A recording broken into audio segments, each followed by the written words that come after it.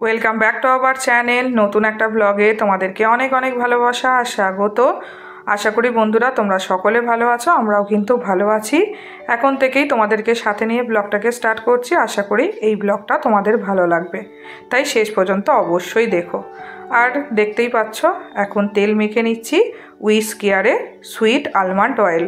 আমি কখনো নারকেল তেলও ইউজ করি, কখনো ক্যাস্টার অয়েলও ইউজ করি, কোনো ঠিক ঠিকানা নেই। আগে চুলের প্রচুর যত্ন করতাম, কিন্তু এখন আর সেইভাবে সত্যি কথা যত্ন করা হয় না। আর কি বলতো, আমি মাঝে মাঝে যখন অকেশন পড়ে তখন তো একটু স্ট্রেটনিং করি, আর একটুখানি যদি চুলে এরকমভাবে তেল দিয়ে কিছুক্ষণের জন্য রেখে শ্যাম্পুটা না করি না, তাহলে চুলটা অনেকটাই ড্যামেজ হয়ে যায়। আর আমি তো প্রত্যেক দিন তেল দিই না, যখন এরকম শ্যাম্পু করি তার আগে 1 ঘন্টা কি 2 ঘন্টা আগে এরকম তেল দিয়ে রেখে দিই। আর আমার চুলটা দেখে রেখা ওয়ালসের দিদিভাই বলছে যে তোমার চুলটা তো একদম পশমের মতন, খুব সুন্দর। সত্যি কথা বলতে গেলে দিদিভাই, আমার চুলটা অত সুন্দর না পশমের মতো। আমি তো মাঝে মাঝে ক্যামেরায় যখন আমি নিজেই নিজের চুলটাকে দেখি তখন ভাবি, বাবা লোকে তো ভাববে আমার চুলটা দেখে কত মেয়েটার চুল, যেন কেশবতী কন্যা। কিন্তু একদমই না। আসলে আমার চুল আগে প্রচুর ছিল, কিন্তু এখন না প্রচুর উঠে গেছে গো, পলিউশনের জন্য। আর যত্নও সেইভাবে করা হয় না, তার জন্য অনেকটা বলতে পারো মায়ের হাতে যতদিন চুল ছিল ততদিন আমার চুলগুলো খুব ভালো ছিল, কিন্তু যবে থেকে নিজের পাগনা গজিয়েছে তবে থেকে চুলগুলো গেছে, বুঝলে তো। আর আগের মতন সেভাবে যত্ন করা হয় না। আর তাও আমি এই গরমকাল আসলে আমি হেয়ারের কিছু যত্ন করি, সেটা তোমাদের সাথে অবশ্যই শেয়ার করব। তোমরা তো থাকবে, দেখতেই পাবে। আর চিরুনগুলোকে দেখতেই পেলে একটুখানি পরিষ্কার পরিচ্ছন্ন করার জন্য একটু হ্যান্ড ওয়াশ মাখিয়ে রেখে এলাম। আর এবার এদিকে চলে এলাম। আর আজকে ভেবেছি যে কটা হাতের নাগালের মধ্যে এখন আপাতত ক্ষেত্রে পর্দাগুলোকে খোলা যাবে, সেগুলোকে খুলে নিয়ে একটুখানি কটা দিন ধরে পরিষ্কার করে নেব। আর আগেকার যে পর্দাগুলো ছিল সেগুলোকে লাগিয়ে নেব। কিন্তু আগেকার পর্দাগুলো কি বলতো, এখন এই রডের মধ্যে লাগালে অনেকটা ছোটই হবে। জাস্ট কটা দিনের জন্য টেম্পোরারি লাগিয়ে রেখে দেব। আর এই পর্দাগুলোকে কি করব বলো তো, এই রিংগুলোকে লাগিয়ে নেব ভেবেছি এক্সট্রা করে কাপড় জুড়ে। তখন তো ধরো ওই স্প্রিংগুলো দিয়ে লাগানো ছিল, ওই জন্য এর মধ্যে পড়ালে কি হয় বলো তো, পর্দাগুলো একটুখানি ছোট ছোটই দেখতে লাগে। দেখতেই পাচ্ছ, দেখো কতটা ছোট হয়ে গেছে। আর আজকে তোমাদের জন্য একটা সারপ্রাইজ আছে, অপেক্ষা করো, তোমরা দেখতেই পাবে। আজকে আমার বলতে পারো অনেক দিন বাদে একটা শখ পূরণ হতে চলেছে। তো দেখা যাক, সন্তোষ আসবে বিকেলবেলায়, একটুখানি বেরোবো, তোমাদের সাথে তো শেয়ার করবই, তোমরা তো দেখতেই পাবে। আর এখন এদিকে সমস্ত কিছু গোছগাছ করে আজকে প্রথমে আগে রান্নাটা কমপ্লিট করেই নেব, বুঝলে তো। তাহলে চুলে অনেকটাক্ষণ তেলটা দেওয়া থাকবে, আর আমার ওদিকে রান্না বান্নাও মোটামুটি কমপ্লিট হয়ে যাবে। আর এই যে এই পর্দাটা যে খুলে নিলাম, এই পর্দাটা কিন্তু আমি লাগাতে পারবো না, এটা রিং ছাড়া লাগানো যাবে না এই পর্দাটা। আর এই দিকের পর্দাটা এখন খুলে নিচ্ছি। আর এই একদিকে না এই তোমার এরকম পর্দাগুলো লাগানো না খুবই অসুবিধাজনক, তাই মাঝে মাঝে খুলতেও যেন ইচ্ছা করে না, কিন্তু একটু পরিষ্কার পরিচ্ছন্ন তো করতেই হবে। আর দেখো কালকে সন্তোষ মানে ওদের থানায় একটা পুজো হয়েছিল, তাই ভোগটা নিয়ে এসেছিল, আমি ওইটাই আজকে ব্রেকফাস্টে খেয়ে নিলাম। এখনও আমার পুজোর আচ্ছা কিছু হয়নি, বুঝলে তো। আজকে আগে রান্নাটা কমপ্লিট করে নিচ্ছি, তারপরে তো পুজো আচ্ছা করব, তোমাদের তো বললামই।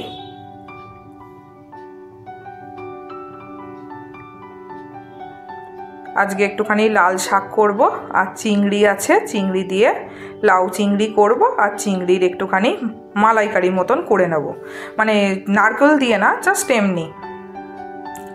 আর সত্যি কথা বলছি বন্ধুরা, আমার ইউটিউবে এসে সত্যি বলছি এমন সুন্দর সুন্দর বন্ধুদের সাথে আলাপ হয়েছে যে আমি কি বলবো, আমি মানে যতই বলবো ততই কম বলা হবে।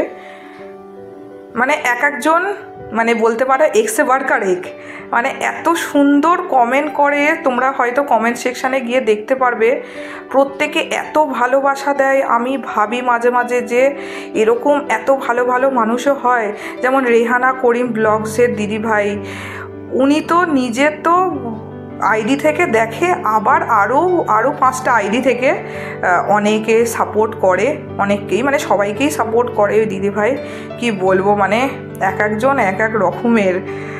আর এইটা অনেকটাই মানে পূরণ হয়েছে বলতে পারো আমার রেহান ব্লগসের দিদিভাইয়ের জন্য। সত্যি কথা দিদিভাই, আমি তোমাকে কি বলবো, তুমি আমার থেকে অনেক বড়, তাই তোমাকে আমি তো আশীর্বাদ করতে পারবো না, তাই তোমাকে আমি একটাই কথা বলতে পারি যে দিদিভাই, তুমি যে কারণের জন্য ইউটিউবে এসেছো, তোমার যেন আশাটা পূরণ হয়, আর তুমি যেন প্রচুর মানুষের উপকার করতে পারো, এটাই কামনা করি। তোমার চ্যানেল যেন প্রচুর দূর এগোয়, আর তোমার দ্বারাই যেন প্রচুর মানুষ উপকৃত হয়। তোমাদের সাথে গল্প করতে করতে পুজো রান্না সমস্তটাই কমপ্লিট হয়ে গেল। আর এবার চলে এলাম চিরুনগুলোকে পরিষ্কার করতে। তারপর তো সন্তোষ আসলে খাওয়া দাওয়া করে তোমাদের তো সারপ্রাইজ দিতে তো যাবই।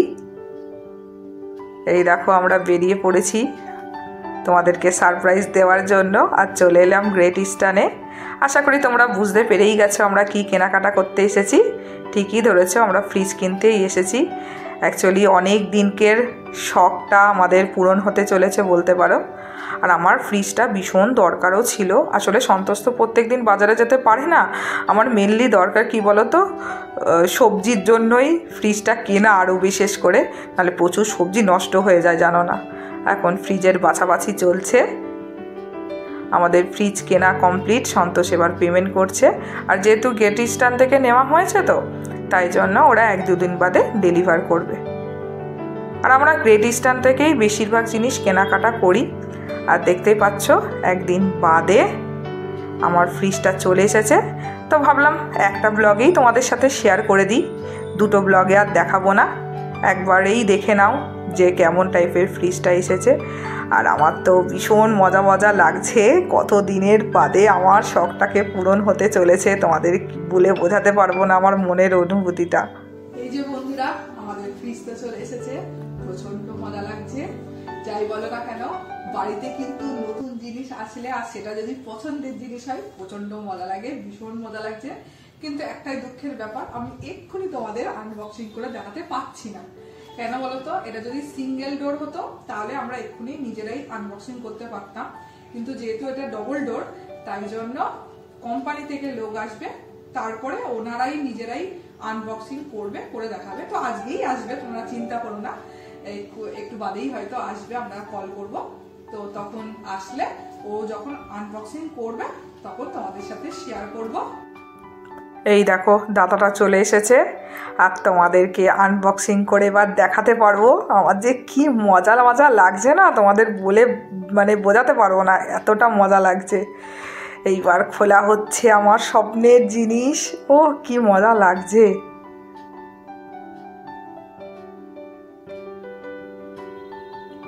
এই দেখো আমার স্বপ্নের জিনিস, তোমাদেরকে একটু বাদে ভালো করে দেখাচ্ছি। আমরা হায়ারের ফ্রিজটা নিয়েছি। উপর পোর্শনটা নরমাল ফ্রিজ, নিচটা ডিপ ফ্রিজ। উপরে লাইট থাকে, নিচে লাইট থাকে না, মাইনাস টেম্পারেচার থাকে বলে লাইট কেটে যায়, ঠিক আছে। এখানে দেখুন আরইএফ লেখা আছে, এফআরজেড। আরইএ হচ্ছে রেফ্রিজারেটর সেকশন, আর ফ্রিজার সেকশন হচ্ছে ডিপটা, ঠিক আছে। আমরা হায়ারের ফ্রিজটা নিয়েছি, আর এটা যেহেতু কনভার্টেবল মুড তো তাই জন্য দাদাটা আমাদেরকে একটুখানি বুঝিয়ে দিচ্ছে এর ফাংশনগুলোকে। এই যে বন্ধুরা, এটাই হচ্ছে আমাদের ফ্রিজ।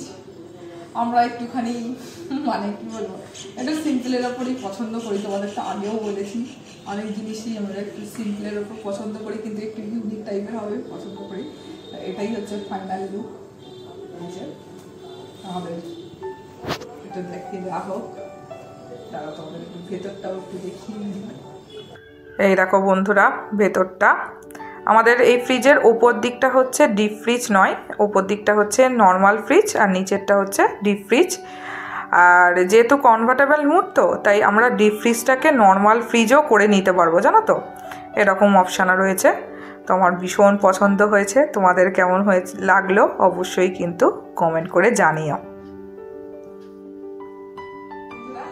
এই যে তোমাদের তো দেখিয়ে দিলাম আমাদের পুরো টোটাল ফিশটাকে, তো তোমাদের কেমন লাগলো অবশ্যই জানিও। আর ব্লগটাকে আর বেশি বাড়াবো না, এখানেই এন্ড করবো।